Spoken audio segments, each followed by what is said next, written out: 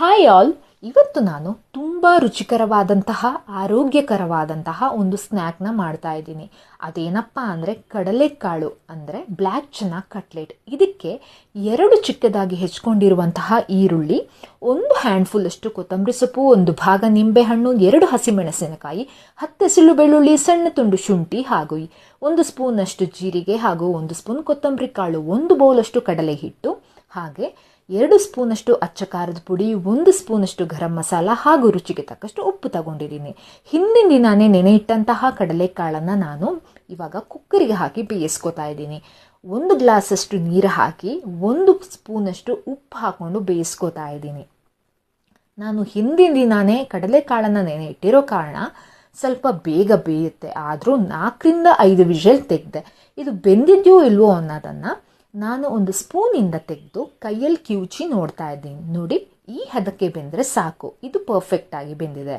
So ಬೆಂದಿರುವಂತಹ ಕಡಲೆಕಾಳನ್ನು ನಾನು mixie ಜಾರಿಗೆ ಹಾಕೋತಾ ಇದ್ದೀನಿ. ಯಾಕಪ್ಪ ಅಂದರೆ ಇದನ್ನ ಇವಾಗ ರುಬ್ಕೋಬೇಕು. ಹಾಗೆ ತೋರಿಸಿದಂತಹ ಇಂಗ್ರೀಡಿಯೆಂಟ್ಸ್ ಎಲ್ಲನೂ ನಾನು ಮಿಕ್ಸಿ ಜಾರಿಗೆ ಶಿಫ್ಟ್ ಮಾಡಿಕೊಂಡು ರುಬ್ಕೋತಾ ಇದ್ದೀನಿ.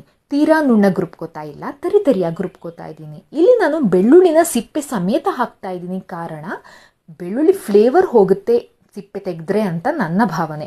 ಸೊ ತರಿಯಾಗಿ ರುಬ್ಕೊಂಡಾದಮೇಲೆ ನಾನು ಈ ಮಿಶ್ರಣಕ್ಕೆ ಈರುಳ್ಳಿ ಏನು ತೋರಿಸಿದ್ದೆ ಅದನ್ನ ಆ್ಯಡ್ ಮಾಡ್ಕೋತಾ ಇದ್ದೀನಿ. ಹಾಗೆ ಕಡಲೆ ಹಿಟ್ಟನ್ನು ಆ್ಯಡ್ ಮಾಡ್ಕೋತಾ ಇದ್ದೀನಿ. ನಿಂಬೆಹಣ್ಣನ್ನು ಆ್ಯಡ್ ಮಾಡ್ಕೋತಾ ಇದ್ದೀನಿ. ಕ್ಷಮಿಸಿ, ನಾನು ತೋರಿಸ್ತಿರೋ ನಿಂಬೆಹಣ್ಣು ಆಲ್ಮೋಸ್ಟ್ ಬಾಡೋಗಿದೆ. ಕಾರಣ ನಮ್ಮ ಮನೆಯಲ್ಲಿ ಇದ್ದಿದ್ದ ನಿಂಬೆಹಣ್ಣೆಲ್ಲ ಖಾಲಿಯಾಗಿತ್ತು. ಸೊ ಇರೋದ್ರಲ್ಲೇ ಅಡ್ಜಸ್ಟ್ ಮಾಡಿಕೊಂಡು ಹೀಗೆ ನಾನು ಕಲಿಸ್ಕೊತಾ ಇದ್ದೀನಿ. ನೋಡಿ ಎಷ್ಟು ನೀಟಾಗಿ ಒಂದು ಟೆಕ್ಸ್ಚರ್ಗೆ ಬಂದಿದೆ ಅಂತ. ಈ ಕನ್ಸಿಸ್ಟೆನ್ಸಿ ಬಂದ ಮೇಲೆ ತವಾಗೆ ಕೊಬ್ಬರಿ ಎಣ್ಣೆನ ಹಾಕಿ ನಾನು ಕಲಸಿದಂತಹ ಹಿಟ್ಟನ್ನು ಚಿಕ್ಕ ಚಿಕ್ಕ ಉಂಡೆಗಳನ್ನಾಗಿ ಮಾಡಿ ಒಂದು ಶೇಪ್ ಅಂದರೆ ಪ್ಯಾಟೀಸ್ ಥರ ಮಾಡಿಕೊಂಡು ನಾನು ಹೆಂಚು ಮೇಲೆ ಇಡ್ತಾ ಇದ್ದೀನಿ. ನೋಡಿ ಎಷ್ಟು ಒಳ್ಳೆ ಶೇಪ್ ಬಂದಿದೆ, ಎಷ್ಟು ಕಲರ್ಫುಲ್ ಆಗಿದೆ ಅಂತ. ಸೊ ಮೇಲೆ ಒಂಚೂರೇ ಕೊಬ್ಬರಿ ಎಣ್ಣೆನ ಸವರ್ಕೊಂಡು ನಾನು ತಿರುವು ಹಾಕ್ತಾ ಇದ್ದೀನಿ. ಆ್ಯಂಡ್ ಇದೆಲ್ಲನೂ ಸಿಮ್ಮಲ್ಲೇ ಮಾಡ್ಕೋಬೇಕು. ಒಂದು 5ರಿಂದ 10 ನಿಮಿಷ ಬೇಯಕ್ಕೆ ಬೇಕಾಗುತ್ತೆ. ತುಂಬ ದೊಡ್ಡದಾಗಿ ಇಟ್ಟರೆ ಬೆಂಕಿನ ಸೀದು ಹೋಗೋ ಚಾನ್ಸಸ್ ಇರುತ್ತೆ. ವಾವ್, ಎಷ್ಟು ಸಖತ್ತಾಗಿರೋ ಕಟ್ಲೆಟ್ ರೆಡಿಯಾಗಿದೆ ನೋಡಿ. ಇದು ನೀವು ಈವ್ನಿಂಗ್ ಕಾಫಿಗೂ ತಿನ್ಬೋದು, ಹಾಗೆ ಮಾರ್ನಿಂಗ್ ಬ್ರೇಕ್ಫಾಸ್ಟ್ಗೂ ತಿನ್ಬೋದು.